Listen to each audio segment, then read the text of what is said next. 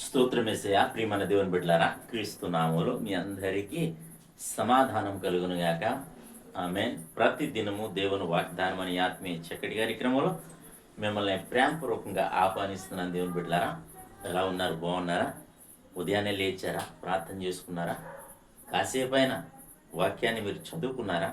ప్రభు తన కృపను బట్టి దినము మనల్ని బలపరుస్తూ దినదినము నూతనమైన వాగ్దానాలు మనకు అందిస్తున్నా మరి దేవుడికి కృతజ్ఞతాస్తుతులు చెల్లించాలని మీకు తెలియజేస్తూ ప్రతి దినము దేవుని వాగ్దానం అని ఆత్మీయ చక్కటి కార్యక్రమంలో వాగ్దానాన్ని చదువుకుందాం. నేను చదువుతున్నాను యెహోషువ గ్రంథము 3వ అధ్యాయము 5వ వచనం.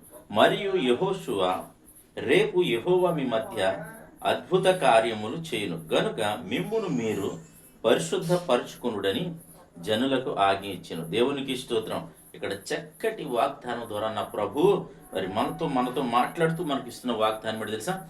రేపు ఈ వేళకు దేవుడు మన మధ్యలో అద్భుత కార్యాలు చేస్తాడు కనుక మనలను మనం పరిశుద్ధపరచుకోవాలట. అంటే అక్కడ దినం ఇశ్రాయేల్ ప్రజలకి యెహోషువ చెప్తాడనమాట.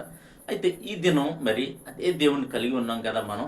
మరి అదే దేవుని కలిగి ఉన్న మనము కూడా మనలను మనం పరిశుద్ధపరచుకోకపోతే దేవుడు మన జీవితాల్లో అద్భుత కార్యాలు మరి ఎలా చేస్తాడు అన్న సంగతి మనము గుర్తు చేసుకోవాలి. ఈ ఉదయాన్నే మీరు ప్రభు ఎందుకు మాట్లాడుతాడో నాకు తెలియదు, కానీ ప్రతి ఒక్కరూ మరి మనలో ఏ అపరిశుద్ధత ఉందో తెలియదు, కానీ ఒక్కొక్కరికి ఒక్కొక్క బలహీనత.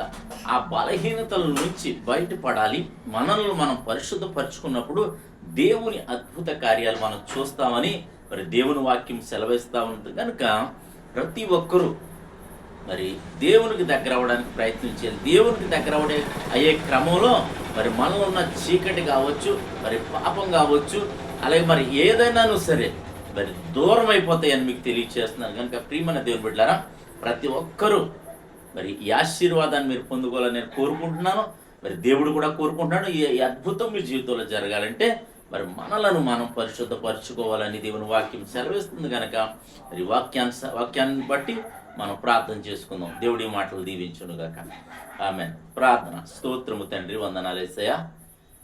ప్రతి దినము దేవుని వాగ్దానం అని ఆత్మీయ చక్కటి కార్యక్రమంలో తండ్రి మీరు ఇస్తున్న వాగ్దానం బట్టి స్తోత్రాలు. ఎంతమంది ప్రజలు యూట్యూబ్ ద్వారా, షేర్ చాట్ ద్వారా, ఫేస్బుక్ ద్వారా ఈ రోడ్డు మార్గంగా వెళ్తూ చదువుతున్నారు. వారందరి జీవితాల్లో నా తండ్రి ఈ వాగ్దానాన్ని మీరు నెరవేర్చమని ప్రార్థిస్తున్నాం. ప్రతి ఒక్కరి జీవితంలో ఒక అద్భుతం జరిగించండి ప్రభా. అయా, ప్రతి ఒక్కరిని నాయన పరిశుద్ధపరచుకోవడానికి కృపను అనుగ్రహించండి. నీ వాక్యానుసారంగా నడవడానికి నాయన, నీ చిత్తానుసారంగా ప్రవర్తించడానికి నాయన మాకు నేర్పించమని అడుగుతున్నాను.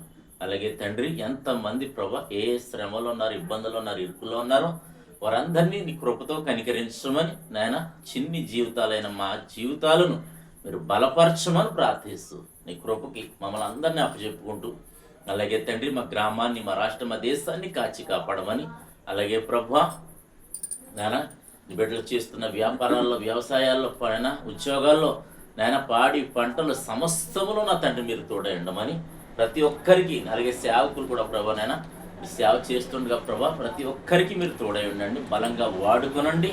అలాగే ప్రభా నాయన ప్రతి చోట నీ మహిమ దిగి వచ్చునుగా కానీ ప్రార్థిస్తూ ఈ దినం ఎవరైతే మ్యారేజ్ డే, బర్త్డే జరిపించుకుంటాను బిడ్డలందరికీ క్రీస్తు నామములో ప్రభా నీ యొక్క నాయన మహిమైశ్వర్యంలో ప్రతి అవసరమును తీర్చి నాయన సంవత్సరం అంతా నీ దయకిరీటం నుంచి మీరే మహిమ పొందమని క్రీస్తు నామములో అడుగుచున్నాం పరమ తండ్రి. ఆమేన్. నేను నమ్ముతున్నాను ప్రియమైన దేవుని బిడ్డలారా, ఈ దినం ప్రభు మాతో మాట్లాడిన నూతన మరి వాగ్దానం ద్వారా ప్రభు మాట్లాడి ఉన్నారు కనుక మరి ఈ వాగ్దానాలను మీరు అనేక మందికి మీరు దీవించబడ్డమే కాదు, అనేక మందికి దీవెనకరం ఉన్నట్లు మరి షేర్ చేయండి, లైక్ చేయండి, అలాగే ఛానల్ సబ్స్క్రైబ్ చేసుకోండి. దేవుడు నిన్ను కుటుంబాన్ని దీవించునుగాక. ఆమేన్.